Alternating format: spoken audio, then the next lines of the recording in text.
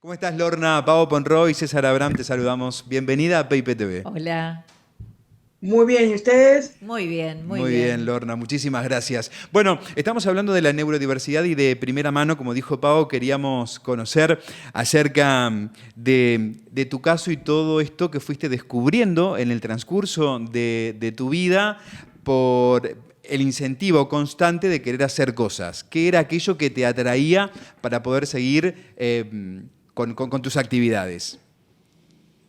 Bueno, en realidad yo me di cuenta, ya que estamos hablando de las neurodiversidades, cuando yo era chica, acabo de cumplir 47, solamente recibían tratamiento especial gente que tenía patologías o trastornos graves. Los Asperger pasábamos como excéntricos quizás, únicamente recibían tratamiento los autistas, o sea, sin subestimar ni tratar Ujú. mal, o sea, gente que no hablaba, que no se comunicaba o que era agresiva con el resto. Todo, no había maestros integradores. Yo iba al colegio con una chica que estaba en silla de ruedas porque tenía columna bífida, con otra chica que tenía enanismo, tampoco, no había integradores. Por breve tiempo con un chico ciego, y la verdad que no había toda esta nueva teoría de maestros integradores. Creo que al ciego, aunque estuvo pocos meses, simplemente se le hablaba, porque obviamente no podía leer el pizarrón. Pero no, como patrón no había maestros integradores. Y los chicos que tenían patologías graves, patologías que no les permitía ir al colegio, lo que se hacía era mandarlos a colegios especiales, Claro. y los que tenían relativamente leve, repetían un par de años y más o menos se acomodaban y listo, y si no, el resto era más excéntrico, sumado a que la mayoría de las mujeres, salvo que sean, volvemos, salvo que sean autistas profundas, que hay mucho menos, es mucho más difícil de analizar porque en general se tienen en cuenta los patrones de los varones, y las mujeres en general somos lo que llaman más empáticas o nos relacionamos más que los varones, y yo siempre tenía al menos una amiga. Yo creo también, debo decir, que es un error decir que por lo menos las personas con Asperger, de los autistas profundos, no tengo idea. Eh, que no somos empáticos, somos hiperempáticos con lo que entendemos. O sea, pasa que ustedes, los neurotípicos, Ujú. relacionan ser empático con cómo ellos son. Y nosotros somos muy empáticos con lo que les pasa lo mismo que a nosotros. Eso por un lado. Y después creo que necesitamos cosas diferentes. Yo creo que llegué mucho más lejos. Obviamente que nadie llega a lo que no es su capacidad. A mí, por ejemplo, se me acercó una señora que tenía un hijo autista, que no hablaba, que según ella era inteligentísimo, no lo sé, no lo pongo en duda, y que era clarísimo. Y yo le pregunté, ¿su hijo habla? No. ¿Su hijo escribe? No. Se comunica con la mirada. Y yo le dije, justo lo que yo no entiendo.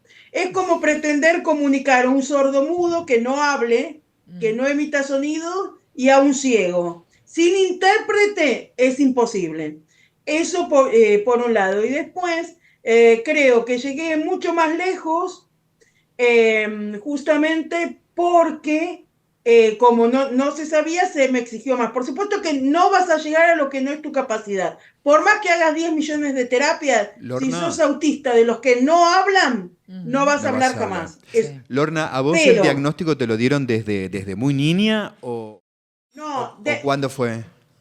desde grande, ¿Eh? a los 30 años que yo lo busqué. Lo Ah, que sí mamá me había llevado en su momento, porque yo necesitaba una hoja literalmente en primer grado para poner mamá. De una carilla iba mamá y del otro el otro mamá. Entonces le dijeron que yo tenía dificultades de motricidad fina, cosa Claro. que es verdad, la ujú. mayoría de los Asperger tenemos problemas de motricidad fina, y por el otro lado una inmadurez emocional que creyeron que se iba a solucionar, cosa que no pasó. Después se habla de que hay muchos más casos de autismo. No, para mí, más allá de que pueda, quizás haya algún mínimo mayor de incidencia, se empezó a diagnosticar y a detectar cosas que no. Yo creo que muchas veces, salvo para el que lo necesite, Inés Esteves, Claro. por ejemplo, lo planteó muy bien. Dijo que una de sus hijas necesita el acompañante terapéutico y que podría integrar y que puede integrarse y que la otra no. Y luchó para que vaya a escuelas especiales, porque se pasó a demonizar. Para chicos con patologías o con discapacidades graves, va mejor eso porque se le puede prestar mayor atención a su problema y a los otros adaptar. Pero yo creo que en la medida de lo posible, digo, llevado a mí lo que a mí me hubiera gustado. Yo entretener un acompañante terapéutico, un maestro integrador, estoy hablando de alguien con mis características. Sí. O no tenerlo, prefiero no tenerlo. ¿Por qué? Está bien que no se patologizaban y demás. Porque si encima que ya sos raro, vas con una maestra particular al aula y todo, si no tenés problema de aprendizaje, ¿no? Pasás a ser más raro todavía. Y aparte que hay cosas que podés aprender que no. Que quizás al no tenerlo vas aprendiendo. Y si no, bueno, si te lo dan todo hecho también, noto que muchas cosas cambiaron y por lo que veo, creo que para peor. Porque se obliga a la inclusión y antes se daba naturalmente como se iba dando con estas particularidades, pero y también porque muchas veces logran el efecto contrario. Por Claro. ejemplo, conté yo que había ido al colegio con una chica que tenía columna bífida. Desde el colegio hicieron cosas peores. Yo me sentaba siempre adelante porque me gustaba y la chica, que era muy buena haciendo deportes, por supuesto, en su categoría, me torturaba y la maestra lo permitía. ¿Por qué? Porque ella tiraba, se sentaba estaba por supuesto en su silla de ruedas con una mesita y estaba al lado mío. Ella, a propósito, tiraba los útiles a cada rato y la maestra me obligaba a levantarlo. Yo le decía, pero los tira, pero no, que hay que ayudarle y todo. Si la maestra un día hubiera dicho que no se le levanten los útiles hasta el fin de clase, iba a aprender a no hacerlo más y que se le levantara cuando efectivamente se caiga. Claro, faltaba Y ahí la marcar un maestra, límite. Claro. claro, porque si no son tiranos, pero no culpa del chico con discapacidad, Totalmente. sino de los adultos. Exacto. Y la profesora de gimnasia peor lo odiaba porque en vez de jugar ella con la chica con discapacidad, me obligaba a mí, porque era mala en gimnasia, pero yo podía hacer las cosas, digamos. Y la chica me tiraba a propósito la pelota lo más lejos posible. Ella hacía deporte para Claro. discapacitados y ella lo hacía a propósito. Y la profesora se lo permitía. Entonces, en vez de integrarla, lo que lograba, yo lo odiaba a la chica. ¿Y sí? Yo lo odiaba porque a mí me torturaba. Está bien que justo le tocó a alguien también con diversidad que no se sabía en el momento.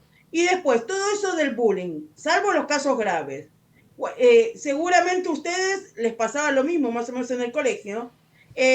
A mí, qué sé yo, me decían vaca y yo le contestaba a otra jirafa, cuatro ojos, enano, pulga, qué sé yo.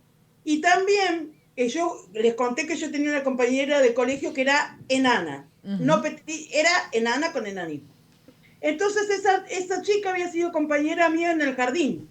Ustedes pueden creer que ella se acordaba de mí, pero yo no de ella. Y mi mamá me dijo, pero ¿cómo no te vas a acordar si es enana? Yo le dije que en ese momento yo también era chiquita, pero sacando eso en el secundario, nos volvimos a cruzar.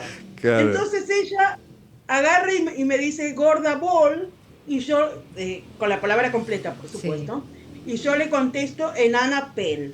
Todo el resto de los compañeros se tiraron contra mí porque pobrecita, le duele, qué sé yo.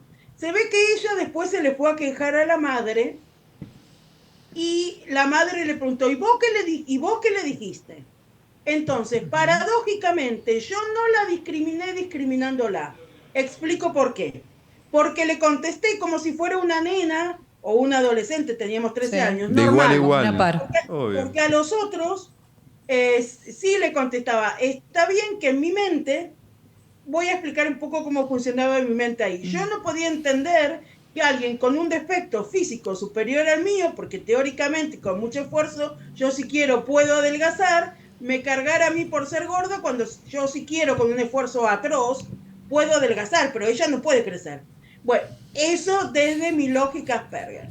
Y después yo lo que propongo es porque desde mi punto de vista se está torturando a las infancias diferentes. Por ejemplo, si hay padres de chicos como yo que están escuchando, sí hay cosas que son importantes. Por ejemplo, porque solemos tener hipersensibilidades o hiposensibilidades. Vos con la frutilla, ¿no? Sensoriales, sí. Pero, por ejemplo, hay gente que no puede salir de día porque le molesta tanto la luz que directamente no puede salir. O que no puede ir a ningún lado porque hay ruido. Le molesta todo tipo de ruido. Entonces, a eso sí es fundamental que si se dan cuenta los manden a terapia antes de los 5 años, que ahí se puede solucionar o en gran parte. Después, con respecto a lo que mencionabas vos, hay que distinguir en los niños qué cosas son propias de los niños y qué cosas son propias de la patología o del problema que tengamos. En nuestro caso, la selectividad alimentaria en general tiene que ver con algo propio del Asperger o del autismo, porque, a mí me encanta el gusto frutilla. Mi gusto preferido son las cosas de frutilla, me encantan, pero no puedo comer frutilla en sí porque tiene puntitos. Claro. Lo mismo la yema de huevo. En huevo frito me encanta, líquido. No con la textura que tiene en el huevo duro. En el omelette como todo. Y muchas veces el problema está en que algunos comen solamente un alimento o dos, entonces se complica demasiado. Y después, ¿cómo lograr que los Asperger aprendamos? Los Asperger funcionamos por terapia cognitivo-conductual, de toda la vida, aunque no hagamos terapia. ¿Vos querés que yo haga algo? Si algo me gusta, lo voy a hacer yo sola, si me interesa. ¿Vos querés que yo haga algo que a mí no me gusta? Dame un premio lo suficientemente grande como para que yo soporte la tortura. Por ejemplo, ahora vuelve cuestión de peso. Para mí el tratamiento para adelgazar es una tortura. Dame la televisión, que yo adoro la televisión. Cuando estuve funcionó bárbaro. Entonces yo me banco la tortura del tratamiento, que aparte creo que ahora serviría muchísimo que pueda volver a estar, porque creo que se podría enseñar mucho para los que tienen hijos con trastornos del espectro autista sobre cómo ver para alimentarnos. Claro. Entonces, ¿no? Lorna, la verdad que se nos va acabando el tiempo, pero todo lo que nos has contado, todo lo que nos has comentado acerca de tu vida y de lo que pasa a la gente con Asperger, la verdad que ha sido sumamente interesante. Nosotros te queremos agradecer por tu tiempo, por tu amabilidad y por ser tan clara, además, y tan amable para recibirnos. Así que muchísimas gracias por este contacto. Gracias. Bueno, muchísimas gracias a los dos y un placer cuando quieran. Gracias, cuando quieras venir a Paraná, grande. nos avisas. Exacto, Besote enorme. Bueno, muchas gracias. Muchas Chao, gracias, hasta luego. Gracias.